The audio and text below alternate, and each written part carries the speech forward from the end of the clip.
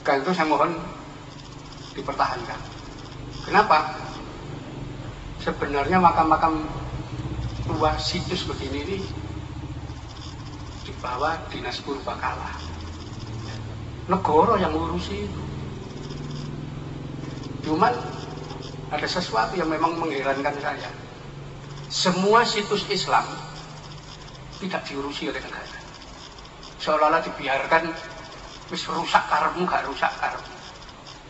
Tapi situs warisan Hindu, ya, kayak Borobudur, Prambanan, sama pemerintah dikelola betul, dicarikan dana sampai ke UNESCO kemana saja.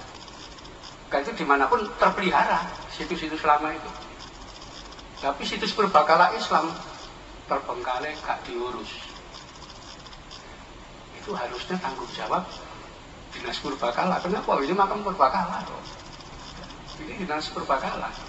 Tapi diterbangkalaikan karena apa? Ya makam Islam. Hampir seluruh. Saya keliling itu mulai di Banten sampai ke sebelah timur. Makam Sunan-Sunan. Nggak ada yang dikelola oleh Dinas Purbakala itu. Diterbangkalaikan. Saya nggak ngerti apa itu kesengajaan atau tidak.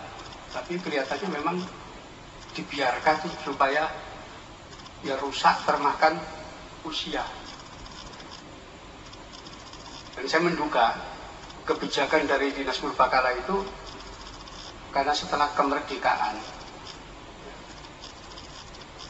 Dinas Kebudayaan yang mengelola Purbakala dimasuki oleh orang-orang sekolahan, orang-orang Islamnya Islam modern yang sangat tidak suka dengan praktek ajaran Wali Songo. Karena itu mereka punya kesengajaan, ya biar aja makam-makam itu rusak dengan sendirinya, nggak usah diurus. Kenapa? Kenapa? Itu pusatnya bid'ah dolalah. Saya kira itu. Kenapa? Kalau kita lihat daftar pertama, ya memang orang lulusan sekolah semua yang ada di sana. Ya, itu yang orang-orang Islamnya Islam modern, bukan Islam tradisional. Yang di pesantren kan tradisional. Karena itu ada kesengajaan semua situs Islam tidak diurusi oleh Dinas Purbakala. Karena itu saya mohon nih teman-teman yang kelola ini tolong diminta BP3 untuk ya, lihat ini. Ya, itu harus ada dana dari pemerintah itu. Ya, mumpung ada Pak Bupati. Ya, BP3 itu harus digerakkan untuk ngurusi situs ini. Ya, kenapa? Itu bukti. Ya, ada tidak adanya situs itu menentukan ada tidak adanya tokoh sejarah. Ya, gitu. Seperti tahun 2010 saya sempat membaca ensiklopedia Islam terbitan Van Huppo yang 7 jilid. Waktu itu saya mencari Sunan tidak ada. Sunan Ampel, Sunan Derajat, Sunan Giri tidak ada. Ensiklopedia. Bagaimana tokoh besar tidak ada? Yang muncul hanya ada Wali Songo sedikit sekali. Urian yang besar justru tokoh-tokoh Wahabi yang ada di sini. Haji Miskin, Haji Sumani, Haji Piabang yang membawa ajaran Wahabi ke Sumatera Barat itu digambarkan tokoh-tokoh Padri, Tuanku Imam Bonjol, Tuanku Tambusek, ada semua di situ. Tokoh Wahabi. Ini aneh ini saya kira loh. Mana ini? Ya. Itu sebabnya saya kemudian dengan berbagai macam usaha mengumpulkan data bahwa Wali Songo adalah tokoh sejarah, bukan dongeng. Ensiklopedia ini dibiarkan, tidak dikonter. 20 tahun ke depan, Wali Songo sudah dianggap tidak ada. Kalangan akademisi menganggap nggak ada itu dongeng. Kenapa? Dalam ensiklopedia tidak ada. Setelah Alhamdulillah 2012 kemarin saya bisa menerbitkan buku Atlas Wali Songo untuk menjelaskan Wali Songo tokoh sejarah.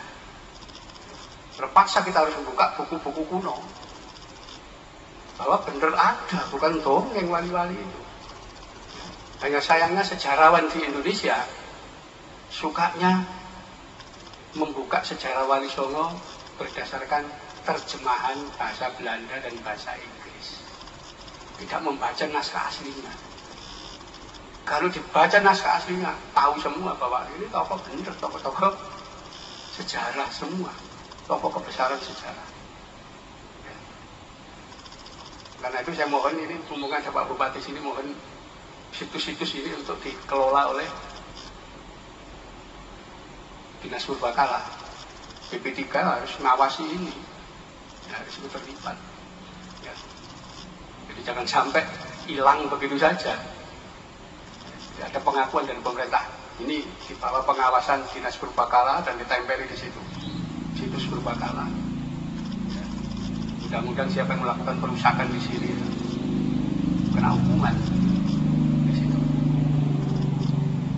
Jadi kita seperti itu. Ya, kenapa di negara lain juga dipertahankan betul situs Purbakala itu?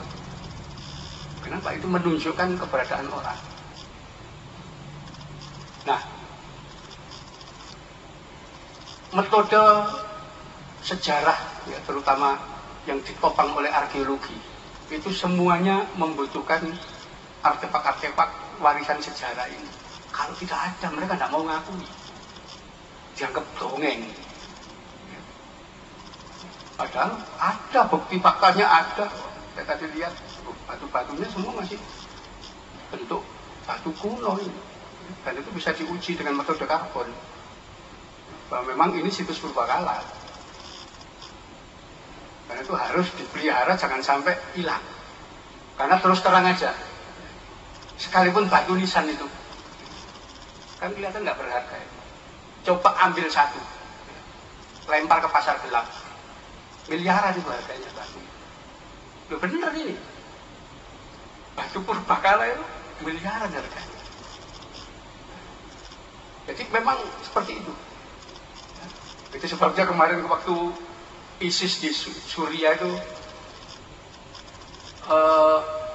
masuk ke menguasai kota, yang jadi sasaran pertama adalah museum. Iya. Jadi museum, benda-benda yang kira-kira usianya muda dihancurkan sama dia. Tapi ada 1000 tahun hilang, dijual di pasar gelap. Kenapa? Harganya ratusan miliar. Ini juga begitu. Jadi harus betul-betul diawasi. Jadi pemerintah juga BP3 pasang itu bahwa ini Purbakala, siapa yang ganggu, merusak atau apa, mengambil atau apa, ada ancaman hukuman. Kenapa? Harga batu nisan itu miliaran. Ya, kita aja nggak tahu. Kalau orang tahu, ya ambil betul itu. Ya. Jadi memang itu. Saya kira perlu dilakukan penelitian ulang ya untuk menggali lagi tentang siapa Mbah Mayang Madu. Saya menduga Mbah Mayang Madu ini adalah Sunan Mayang Madu yang mendapatkan tanah perdikan dari Raden Patah, Sunan Demak. Ya. Jadi orang tidak menuju kepada Mbah Mayang Madu. Kenapa? Ada sebutan Sunan di situ, Sunan Mayang Madu. Nah, yang Sunan di daerah sini kan cuma Sunan Derajat, karena itu dilekatkan Sunan Derajat kepada gelar untuk Sunan Mayang Madu. Saya kira beliau itu Sunan sebetulnya, yang memperoleh hadiah. Masih jelas? Jelak. Ya kan jelas kan?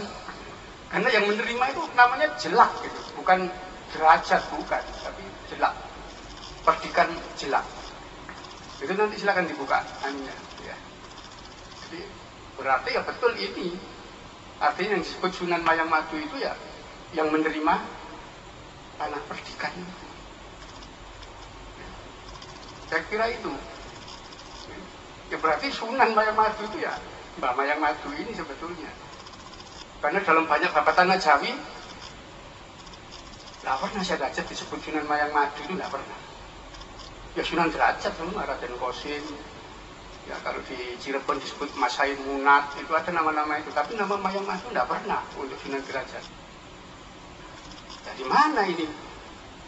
Naskah Demak menyatakan penerima perdikan ini Sunan Mayang Madu. Satu-satunya dari situ. Yaitu tanah perdikan di Jelak itu jelas itu Jelak. Artinya kalau ini memang Jelak dulu kuno, ya daerah sini berarti dulu. Ini tanah perdikan. Artinya tanah yang bebas pajak. Ya, itu. Saya juga nggak tahu kalau ini dulu namanya Jelak. Ya saya tahu ya Derajat. Ya. Saya kira ini perlu penggalian sejarah yang lebih dalam lagi tentang keberadaan Mbah Mayang Madu. Saya kira beliau tokoh sejarah penyebar Islam yang besar, ya, sampai ya, mungkin dapat gelar Sunan itu kan besar. Hanya kita yang tidak tahu itu kemudian seolah-olah menganggap ya hanya Sunan Derajat aja yang sebagai Sunan. Ya. Dan ini mungkin kepada masyarakat sekitar, ya mari kita pelihara. Ini adalah milik kita bersama. Ya, jangan sampai ada terjadi perusakan, karena sekarang sudah musim ya, perusakan itu. Kemarin itu bulan Februari itu makam Kareng Galsong di Ngantang Malang sana dirusak sama orang. Makamnya Sultan Hasanuddin dirusak orang. Sekarang banyak ya, kelompok-kelompok yang seneng makam. Kenapa? Makam yang banyak disiarai orang itu dianggap pusat kemusyrikan. Ya, paham-paham begini nih. Jadi harus kita habis itu sejarah itu kalau ketemu orang-orang model begitu. Karena itu masyarakat harus betul-betul mempertahankan bahwa ini milik kita. Ya, itu. Ini adalah bagian dari kekayaan Islam Nusantara itu ya ini. Kita pertahankan. Kenapa menyerukan Islam Nusantara? Karena melihat gelagat yang tidak baik. Tidak baik dari apa? Ada skenario global yang disebut globalisasi. Program globalisasi apa? Semua identitas, bahasa, budaya, agama, ya, bahkan teritorial agama dihapus. Ya. Tidak boleh ada ya, bangsa yang punya identitas etnis, identitas budaya, identitas bahasa, identitas agama. Semuanya global. Dan semuanya global, habis bangsa Indonesia ini. Islamnya Islam apa? Islam transnasional. Seperti HTI itu, Hizbut Tahrir. Islam tak dunia sama. Nanti membangun khilafah. Yaitu sebuah negara yang luasnya dari Indonesia sampai Spanyol. Itu Pak Islamnya